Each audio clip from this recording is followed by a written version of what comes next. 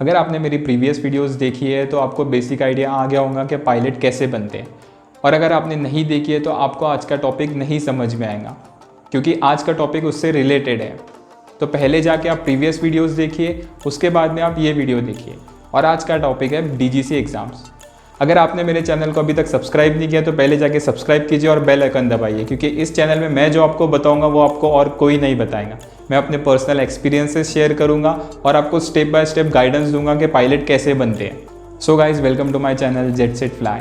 I am captain Shoaib Shaikh. I am a commercial pilot. In this video I will tell you about TGC exams, starting from eligibility criteria, fees, passing percentage and validity. So let's start.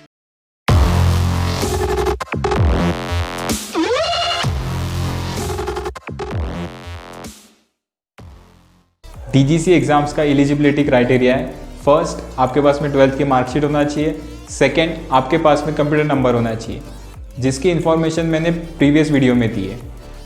DGCA के 6 exams होते हैं। First is air navigation. Air navigation is divided into 3 parts: general navigation, instruments and radio navigation.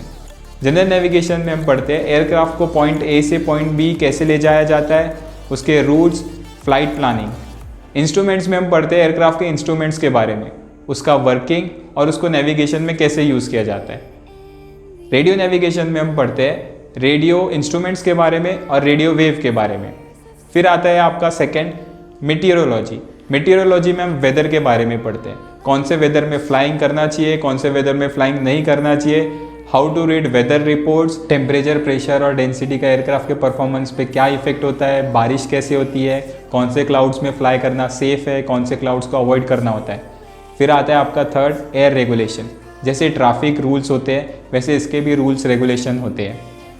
For example, कौन से area के ऊपर से flying करना चाहिए, कौन सा एरिया प्रोहिबिटेड है। जैसे इंडिया में मथुरा रिफाइनरीज, राष्ट्रपति भवन, ताजमहल, ये प्रोहिबिटेड एरियाज़ है।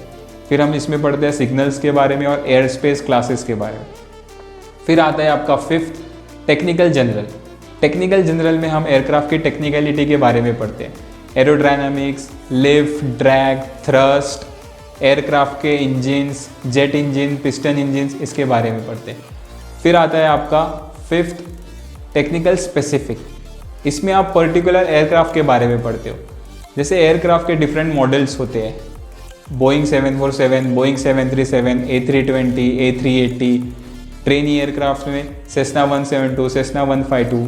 बेसिकली इसमें आप इसका स्पेसिफिकेशन पढ़ते हो, एयरक्राफ्ट की स्पीड, कौन सा फ्यूल यूज़ होता है, कौन सा ऑयल उसमें यूज़ होता है, एयरक्राफ्ट का विंग स्पैन, उसकी लेंथ, उसकी हाइट, इसके बारे में पढ़ते हो।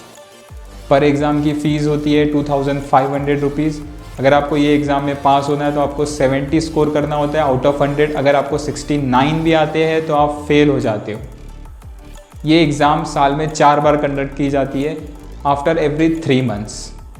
ये एग्ज़ाम में अगर आप पास हो जाते हो तो इसकी वैलिडिटी होती है 5 ईयर्स। अब आती है आपकी 6th एग्ज़ाम, RTR। RTR का फुल फॉर्म होता है रेडियो टेलीफोनी रेस्ट्रिक्टेड। इसमें आपकी कम्युनिकेशन स्किल टेस्ट की जाती है, आप एग्जामिनर के साथ में कैसे कम्युनिकेट करते हो। इसे कंडक्ट करता है WPC, जो कि ministry of telecommunication government of India के अंडर आता है। WPC का फुल फॉर्म होता है wireless and planning coordination wing.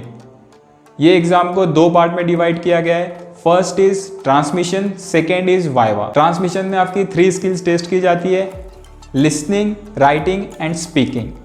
इसमें आपको 5 क्वेश्चंस होते हैं, जिसमें ABCD नाम से सब क्वेश्चंस होते हैं, जो कि आपके फ्लाइट प्लान पे होते हैं।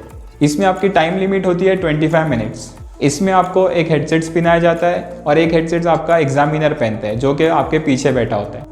इसमें आपका टास्क होता है साइमल्टेनियसली क्वेश्चंस के आंसर बोलना, उसको आंसर शीट पे लिखना और एग्जामिनर जो क्वेश्चन पूछेगा उसका जवाब देना। इसमें मिनिमम आपको 50 मार्क्स स्कोर करना होता है, जिसका रिजल्ट आपको तभी 1 घंटे में मिल जाता है। ये पार्ट क्लियर करने के बाद में आपका सेकेंड पार्ट आता है वाइवा। ये सिमिलर होता है अपने स्कूल कॉलेजेस वाइवा जैसा। इसमें आपके सामने 2 एग्जामिनर होंगे, one from WPC and one from DGC, जो कि आपको बेसिक रेडियो थ्योरी, इलेक्ट्रिकल्स और रेगुलेशंस पे क्वेश्चन पूछेंगे। इसमें भी आपको मिनिमम 50 मार्क्स स्कोर करना होता है। इन दोनों पार्ट्स को क्लियर करने के बाद में ही आपका आरटीआर लाइसेंस इशू होता है। पर एग्ज़ाम इसकी फ़ीस होती है 500 रुपीज़ और लाइसेंस इशू की फ़ीस होती है 5000 for 5 years and 10,000 for life time. RTR साल में 6 बार कंडक्ट किया जाता है 5 डिफरेंट सिटीज़ में, मुंबई, कोलकाता, दिल्ली, चेन्नई एंड हैदराबाद। अब देखते हैं कि आपका किस कंडीशन में आपको आरटीआर देना कंपलसरी होता है। इसमें फर्स्ट आता है, अगर आप इंडिया से सीपीएल करते हो तो आपको आरटीआर देना कंपलसरी होता है। सेकेंड आता है, अगर आप अब्रॉड से करते हो जैसे कि यूएसए या किसी और जगह से जो कि कॉमनवेल्थ कंट्री में नहीं आता है तो आपको आरटीआर देना कंपलसरी होता है। थर्ड आता है आपका, अगर आप किसी भी कॉमनवेल्थ कंट्री से फ्लाई करते हो, for example Australia, New Zealand, south Africa, तो आपको आरटीआर क्लियर करने की ज़रूरत नहीं है।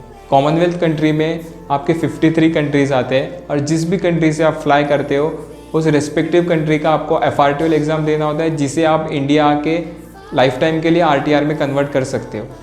आरटीआर में अटेम्प्ट लिमिटेशन नहीं होती, आप कितने भी अटेम्प्ट दे सकते हो और इसे टफेस्ट एग्ज़ाम माना जाता है। इसे क्लियर करने के लिए आपको 5 to 6 अटेम्प्ट लगते हैं और अगर आप हार्डवर्क करते हैं तो आप इसे फर्स्ट या सेकेंड अटेम्प्ट में भी क्लियर कर सकते हैं। अगर आप चाहते हो इंडिया में पहले पेपर क्लियर कर ले फिर उसके बाद में फ़ॉरेन से जाके फ्लाइंग करें तो आपको 3 एग्ज़ाम्स देने होती है, एयर रेगुलेशन, मेटीरियोलॉजी, एयर नेविगेशन। अगर आपके पास में फॉरेन सीपीएल है और आपको इंडियन सीपीएल में कन्वर्जन करना है तो आपको एग्ज़ाम्स देनी होती है कंपोजिट पेपर और एयर रेगुलेशन। कंपोजिट पेपर में आता है मेटीरियोलॉजी और एयर नेविगेशन। इसमें भी आपको पास होने के लिए 70 स्कोर करना होता है।